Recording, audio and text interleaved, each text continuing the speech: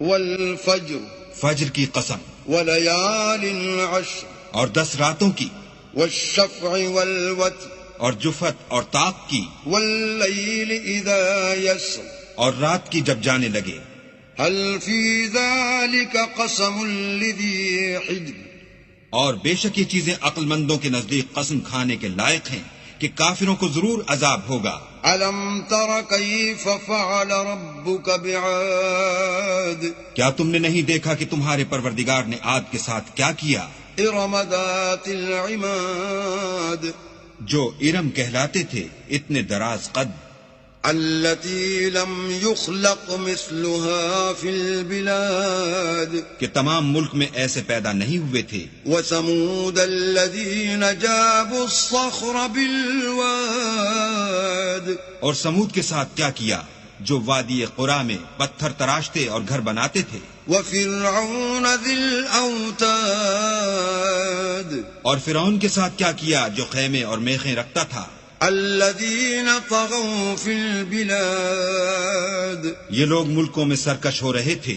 فأكثروا فيها الفساد، اور ان میں بہت سی خرابیاں کرتے تھے. فصب عليهم ربك سوط عذاب، تو تمہارے پروردگار نے ان پر عذاب کا کوڑا نازل کیا. إن ربك لبالمرصاد، بے شک تمہارا پروردگار طاق میں ہے.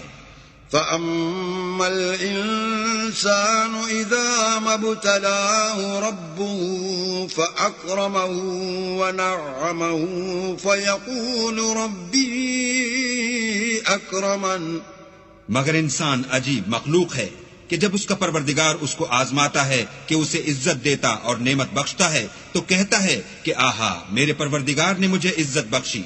وأما إذا ما ابتلاه فقدر عليه رزقه فيقول ربي أهانن، اور جب دوسری طرح آزماتا ہے کہ اس پر روزی تنگ کر دیتا ہے تو کہتا ہے کہ ہائے میرے پروردگار نے مجھے ذلیل کیا.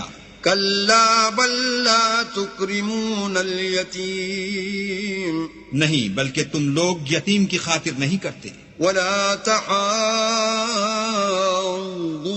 على طعام المسكين، اور نہ مسکین کو کھانا کھلانے کی ترغیب دیتے ہو. وتأكلون التراث أكلا لما، اور میراث کے مال کو سمیٹ کر کھا جاتے ہو. وتحبون المال حبا جما، اور مال کو بہت ہی عزیز رکھتے ہو.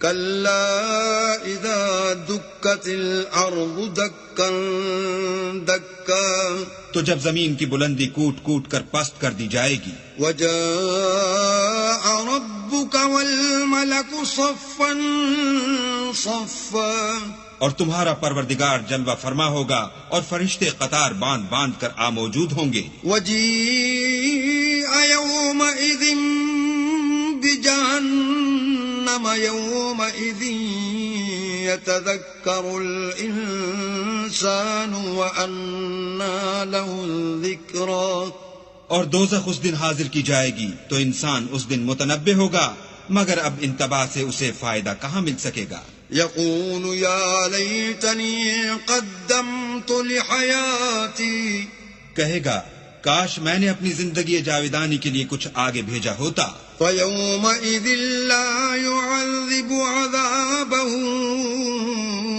أحد، تو اس دن نہ کوئی اللہ کے عذاب کی طرح کا کسی کو عذاب دے گا. ولا يوثق وثاقه أحد، اور نہ کوئی ویسا جکڑنا جکڑے گا. يا أيتها النفس المطمئنة، اے اطمینان پانے والی روح، ارجعي إلى ربك راضية مرضية، اپنے پروردگار کی طرف لوٹ چل، تو اس سے راضی وہ تجھ سے راضی. فادخلي في عبادي، تو میرے ممتاز بندوں میں شامل ہو جا، وادخلي جنتي، اور میری بہشت میں داخل ہو جا.